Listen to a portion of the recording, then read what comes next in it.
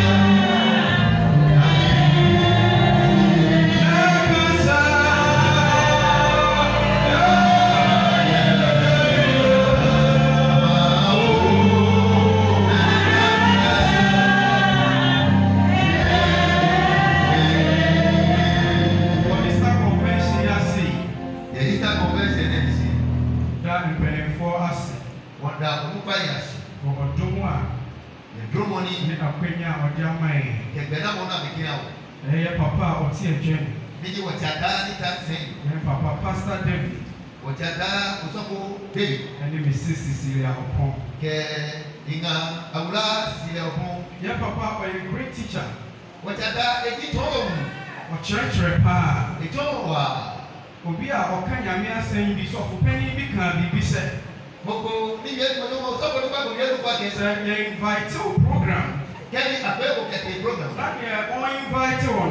Ni money ipe obo e or a noise maker ni edi block lo o kwa we yin hihye okra kedi go ya o mu so hia o de ye bibi kakra ni tete na yapon age na ko edi bi ka ba na se papa mo e obi a ti mo kedi mo di kokoni o chreche edi toro na aye so kakra edi ka edi e basa ni o be sra pe o ke ba le no ba papa e odum hallelujah. Amen. Me mama mu bebre wa ha. Nya wo be baba wo ye me papa mu bebre. Chata me baba. Wa matiti en kakra. No, me to se wo fio Sunday school. Sunday school. Me fathers bebre wa ha e chere ma dia wo Sunday school. Chata me baba wo ye be no me to be so be so she ye kran. E ko be mu na me jore ba ba se nya me enshira mo pa. Ke ni ma do no wa. Ani so na mo ye nyina. Wo ye ne me ba ye fio. Ye chakra ye ba hwe eye ye team a what you brought back what team what the money at the home. Now what you mean? Yeah, what you never convention, your convention team, what they are my room. I will teach that the cross of Jesus. I get yes, Christo humanity school. I get Bemete come. Yes, Christo Assemblia. Yes, Christo Samotole. Nipa Nina and Dashwa. Bemete and here come. Just a Nipa and Dashwa. I get yes, Christo. Yes, Christo Assemblia. And let the Yapon Paya say, so when they are to talk, oh, yeah, and maybe the Bible said, you want to get that, yeah, yeah, for your money, yeah, but you used to up or find the amount, and let the woman and two of mine is our yes, now, and that's also a resurrection. Yes, Christ one hallelujah. Amen. It is the resurrection power. Oh, sorry, to me. Hallelujah. Amen. It is Kakra never share a king cancer. No, Baba, when you can, we are king kind here.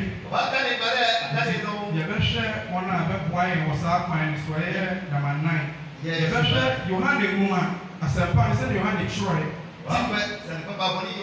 Timmy and Sanchichemu do 9 record Tunisian. John chapter 3, verse 14 to 16.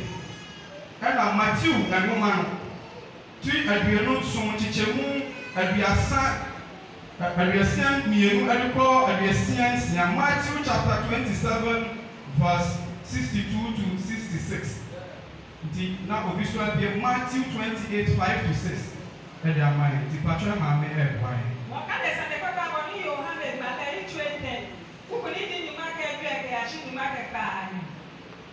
ni boni mo se wo olufu le no ye nga le no le na kai no saka wo mo mobile no mo ni mo fe mo ni hu e me yi ole ana na no wala e jage nege ni mo sumo jele aka e mo ebi ko mele e ha mo ni mo fe mo ni hu e no yi ole iya kakata shimo e na no wala e jage no mo chu ebi le ka ba jele ni ko ni e na ko jele shimo ko ni acho eno ahere jele yiwala moni he na yole akojole shimoni he yele akojole gogo eje aka he ko nyomo bi ko mele gbe ile no eyeko amen and ka sempa no se le ma de trauma ye iti ni ensan ti mudu nine ikosi bi nsia wasi na se nya mo se ma owo no su e wo sere su Sana etwa sɛ ɔma onipa ba no so na obiara a ɔde no die no anya daa nkwa hallelujah na sɛdeɛ Onyankopɔn dɔ obiase yie sɛ ɔde ne ba ɔwɔ no koro no man na obiara a ɔde no die no anya daa nkwa na Onyankopɔn ansoma ɔba no amma wiase sɛ obibu atɛn na mmom sɛ ɔmfa ne so ɛnye wiase. Amen. Yeah, Matthew chapter 27, verse 62 to 66. Wakane sale papa wale Matthew male icho nyume nyoke kawu. Kuku niji nyume kake nyoke ya shi nyume kake ka.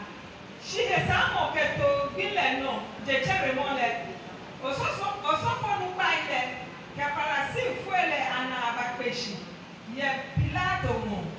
Abeke nuncho wakai ake.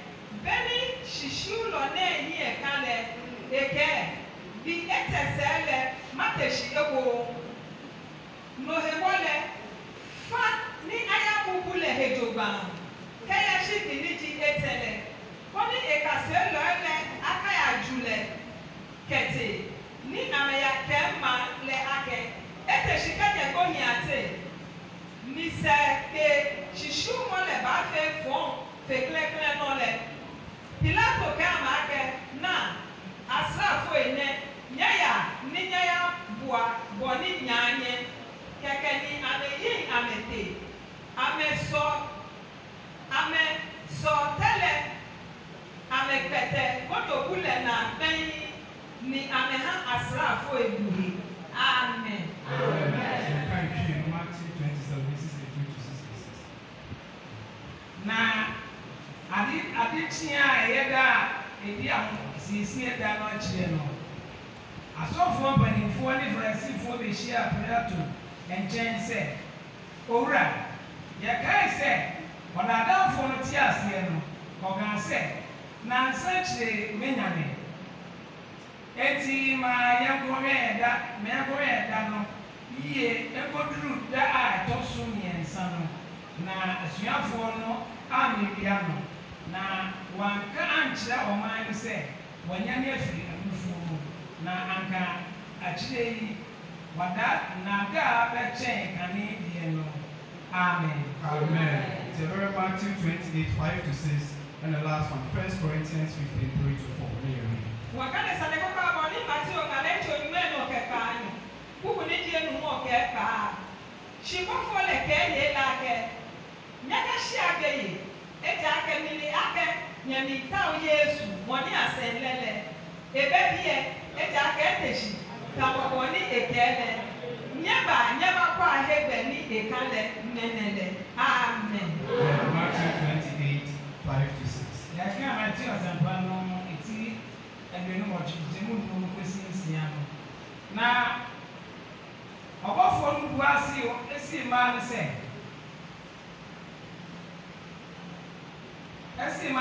mo de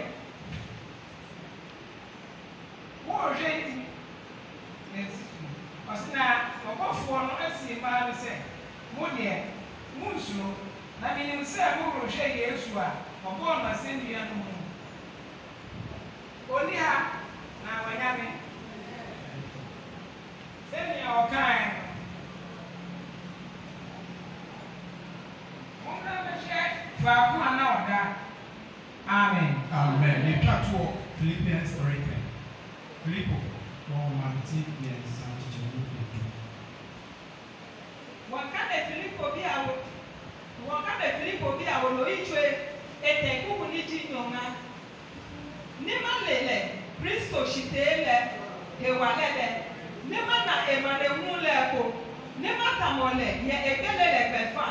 Akẹ́ alẹ́ nọ mana má ṣe gbóyè àṣìtẹ́lẹ̀ yìí ló. Amen. Ìṣúwọ́ wọn ti ẹ̀nà ìjẹun dùn náà. Ẹ̀sùn mẹ́ni tí kẹ̀sí ẹ̀rọ̀dì mú sẹ̀. Wọ́n fi àṣìyẹ ẹ̀rẹ̀ dùn ní mú bí o. Sorry, 3:10.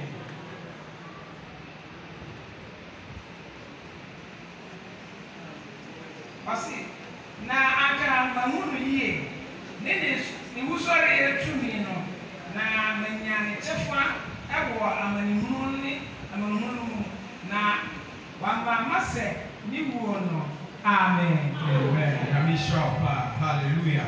Amen. Yɛhwɛ yɛakenkan nsɛm no a yɛakenkan no a Yɛ ɔpɛ wɔ ne gane mu wɔ kan yɛ. Yɛhwɛ ɛyɛ n'awɔtwe nyinaa botaeɛ a Yɛ ɔpɛ ɔti ne fɛn ɔti yɛ. the cross of Jesus, humanity's hope. Aka Kristo Yesu sɛ mɔtɔ dɛ. Yesu Kristo asɛnnua Yesu Kristo sɛ mɔtɔ yɛ. nipa nyinaa ani da so. Ɛmɛ fɛn anyɛ nkɔmɔ. Yɛte aseɛ sɛ Wɔn nhyia kɛ. nokwasɛm Yesu Kristo wɔkuu no Agbala yi akɛ Yesu Kristo agbelɛ. na ɔkenkan a Kɛ to kan yɛ. na yɛhwɛ Deuteronomy no a Kɛ ɔpɛ tuturo ne mu. yɛhunu sɛ Ɔna akɛ. na ɛyɛ Jewfoɔ amammerɛ mu Ne yi yu bi akusu.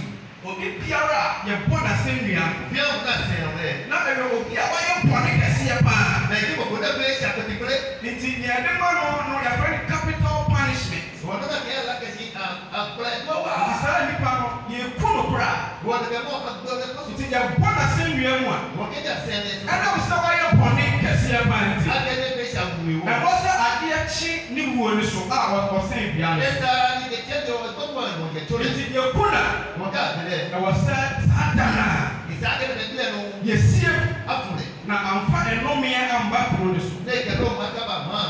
Nti Yesu Kristo Wɔ Yesu Kristo. a ɔbɛfa ne no mmienu bɔne too ne ho so. Ne ba mɔ mi ka bɔ e dɔ si akɛ. Ɔno a wanyɛ bɔne da Na ne bɛ esi akɔkɔfɔ. ɛna me no mmienu bɔne nti Kɛtɛ mi ka bɔ e dɔ esi ayi wɔ. ɔbɔ n'asɛnnua. Asɛn lɛ yi to lɛ. Ɔyɛ na yɛyɛteɛ. Bɛɛ la ni sɛ ni yanni. Bible no ma yɛte aseɛ sɛ Mana yɛ wɔ no si akɛ. he was disfigured.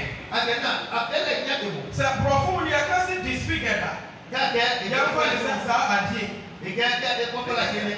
Yɛtutu no koraa ayɛ no sɛnea wohwɛ koraa wohu sɛ ɛdɔm mpo ne koraa. Dɔw kɔ nana ne bɛ n fɛ afɔ mɔlɛ afɛ lɛ nya de mo. Nti Yesu Kristo yɛ Calvary abɔfɛfoɔ. O Yesu to ne bi ka bɔ le bi. Ɔsɛe n'anim nyinaa. Afi tɛ ne nyanga. Sɛbi n'anim mpo yɛ te sɛ nea ɛyɛ aboa. Akɛ eyi ɛfɛ ni mo ko. Wohu na wohu sɛ wei na ɛyɛ Yesu no. Kɛ o nana bɔ bi o se la kɛ Yesu ne. Ne nam ɛtete. Elo kɛlɛ. Ne nyinaa ne sɛ Fɛn yɛ kɛ. ne no mmienu ɛbɔ ne nti. Tika o ye o ye sa. Ne nyinaa ɛkɔ daa ne so. Fɛn asue. Nti saa da no yɛhwɛ obi a na wadi bɔne paa Jewfo amammerɛ mu no na ɛwɔ sɛ afe biara wɔtumi yi nipa baako a yɛbɛbɔ no yɛde wɔbɛgyafo ne saa. Ju bi a kusu mi yɛ na kaa yɛ ati kɔ atare de esi afɛ lɔ kɔ na koko ne afɛ lɛ na ka yi. Nti ne a obi a fɛ ne Barabas. Wɔn ayɛ kɔ na kyerɛ ne ba na. Ɛfo de ahwɛ Barabas yi a wadi bɔne. Ɔgbɛ ba lɔ basi ne yɛ ne ye. Ɔyɛ owudifoɔ. Ɛdi a wuyɛ. Ɛna ne nim di anka yɛde bɛfrɛ saa nipa ko. Atɛmɛ ne kɔ ne bɛ na ba kyerɛ ne ba. Nanso no nkurɔfoɔ no sɛ Timo bɛɛ kɛ. yɛn deɛ kyale Barabas man yi. Atɛmɛ na ba kyerɛ ne bɛ Na yɛ. ekum Yesu. N'ɔgbɛ Yesu. Ɛdeɛ bɛn na Yesu yɛ. Mi ni Yesu efe. Nea ɔyɛ yɛn nyinaa ne sɛ N'ɔle efe efe yɛ. ɔyɛfa me no mmienu bɔne ato ne ho so. Eba mɔ mi ka o ye jɔ si Nti anadwo no a anwummerɛ no a Na kɛ gbɛdɛ no. wɔn sie. Amɛ fun lɛ. Nti mpɛ sɛ wote aseɛ sɛ yɛsie Yesu. Awɔ mi ka ɔno no si aka fun Yesu. Na Yesu a yɛsie no Yesu na fun lɛ. ɔno deɛ owuo ne asaman antumi adi ne so nkonim. Lɛ kɛ gbɔnya de yɛ ayɛ. Yɛwɔ religion bebree. Ayɛ ɛdamɔ sɔɔti baba o. All the founders of this religion died. Kɛkɛ damɔ yɛ ne ayɛ ɛdamɔ yɛ. Wɔn nyinaa awuwuiɛ. Ame fɛn fɛn ko ye. Nanso yɛn yɛ Jesus ne deɛ. Ìwọ̀wọ̀ Yesu Kristo yɛ. Owuiɛ. Bẹ́ẹ̀ kú ẹ̀. Owuo ne asaman Bẹ́ẹ̀ kẹ̀kọ́ yà. antumi adi ne so nkonim. Ayé ayẹ. Nti sɛ wokɔ ɛyɛ sɛ mosrɛnifoɔ ɔsani o wokɔ a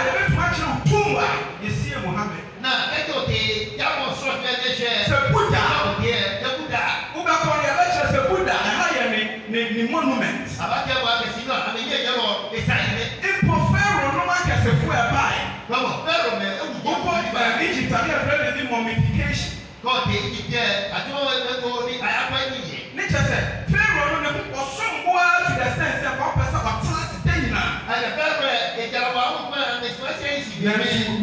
Si mo ego. It ba ku be a friend Chios. Mo ego me na to the Chios. The friend ba ku Pharaoh na. A to ego Pharaoh na. Be kufu. Ya to kufu. Sa profo nyina wuwu ye. Me na me go. It Egypt for the person a year abako sama profo be sheti. Egypt ka be be masala ba kwa. Oba kwa ya shenu aduru. No ke na wo le to ko be. Obi kwa obetuma bu se. Ni ke ni ko te We Pharaoh kufu a misua na ho ya. Pharaoh kufu. Na so mo nyina kwa ni wo mu. Ade wa ba. Na so Yesu Kristo tie. Hallelujah. Ne na nsa so. Oh sorry. Hallelujah. Amen. Iti anona yesha. No ni ko pe. Na aya Paul kasa se. Ni pa o ri ake. Me pese mi hu Kristo. Ni ta ma na Kristo.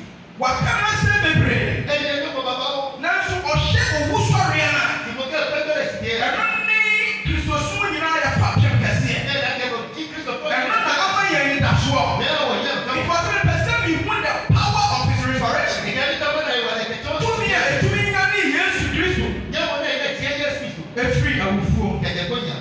The resurrection of Christ symbolizes triumph over death and sin. Ake si pere ti die enye ti pere ke esha. Yesu Kristo wuo. Yesu Kristo. Asori e. Si die Ejina ho adema. e mo se ha. Enkunimudi a. Kuni die ni. Yenti awo owuo so. Na ye pere. Enkunimudi a. Kuni die ni. Yenti awo asaman so. Na ye. Hallelujah. Amen. No pastor me say. Kwale sa ni jake. Sa ya hwewu ye pa. Ye o pa mi o ba. Eye ahinta sam say. E ti je mo sa ni jake. Wo ba ba be hu ni Kristo. Ate bo ba na Kristo. So Yesu Kristo awa sa so. E ya ke Yesu Kristo yo so. Yuda fo no ko embu no. Yuda bi e ko na. They fail to recognize him. Ate abi ja me yo. Na na suafo ni bi poti na chi. E ka se ba ko na. Esu ko mu o yi. Si ame yo. Oya no obi sa se. Wo ke bi abi abi. Eni pa ka se me aka sa me ne wan. Mi ni me ba ka bi. Eti se wo be hu Kristo no. Ate bo ba na. Eye ajiye. Hallelujah. And me pop pa ya se. Ene mi so So ya. ajiye na na no mo ti fa cha. Ko de ba je. Na mo hu Yesu yi. No na Yesu. Hallelujah. Amen. Yesu Kristo. Yesu Kristo. Ewu sorry ya. Ni pe ko ke For si. him as fine so. Ate. Na odne nkrofo bi a abechi na tina. E ke me ko me le yi. Amo ka Yesu mo asem. Ame ye Yesu ni. Na so na ohu no. Si ame na. Ene dem mi pon pa yese. Me le ke mi so ya. Na me o mi e wuti. Ye no. Ya se ni wa so twi ni nyina akwata ne so. We bra mo e. Okumu no. Me le be ya. Na so ya se ya kin kansa mo na. Ate to ko ni. Le hunu se. Oda ke. Eya pes eya Saturday no. Ye ku no no na de chian. Oh, na be le no je mo. Omo ko empanifo bi ni chiufo ni krofo kokko hunu. Ni bi se ka be ya. Ma ya permit. Ate mo pa me ya na. Na Ma te ke o hebe. Anko wen adamana. Ni wa bu e. Enti sa krofo esa ni omo ya. Ke de na ka be. Ihu se to mi bi e ni bo. Na se te ko. Na so be ko wi a papa. Saba du. Na baba be twa ye ntro se. Na be ba ke ye Yesu. Eno na Paul kasa se. No ba do du a. Bi pese mi hu to mi a. Ni mi ta ba na ke. Eni Yesu Kristo free abufo. E che Yesu so ke de ko. Ade ni nyina se. Be ya ke. Afiafo ni Yesu na mu nyina. Ni ye ga se be Yesu. Ono na osa awufo yare. Le ni ta. Enti se oduru ba bi a. Mo ka be se ko e. Na wakasa wo sori. E ke ke bo de. Na ni pa na E sori. ke mo e. Sa ka na ho ko ma mo tin no enya mai. Na ka bia mo ko ko mi yo wala ka ko. Enya ni Yesu free awufo. E che Yesu. Ena ni awu abrabo. Wa Yesu dim enya ni. Awa Yesu dim enya ni. Ade biara awu abrabo. Ade biara atete wo. Wa Yesu dim. Se owo ni asaman. Antimi ni Yesu so. Wo ye kwenu tafo. Hallelujah. Amen. It is the power of the resurrection. Onya wo ba, ye wala ni ti o Yesu Kristo. The resurrection affirms the power of the blood of Jesus. Esi emayehu emucha ni mutumi. Ene sanya no eye mama fra. Ya wo na la mi nyamo ko wona yo na be bra. No kwasam ni se. Ko se ni gaje. Emucha emu yetu echa nsuo. La bi ti fi. Empanifo ba wo mpu no. Ake ko ya be ni ti. Nti me ana ye wo brasem. Wo be ko ya ko wa. Se e bia obi wukumfo. Wo ke ni ko ko. Ana apafuo. Obi wa Dem koko to. What are you nine? Now we come back.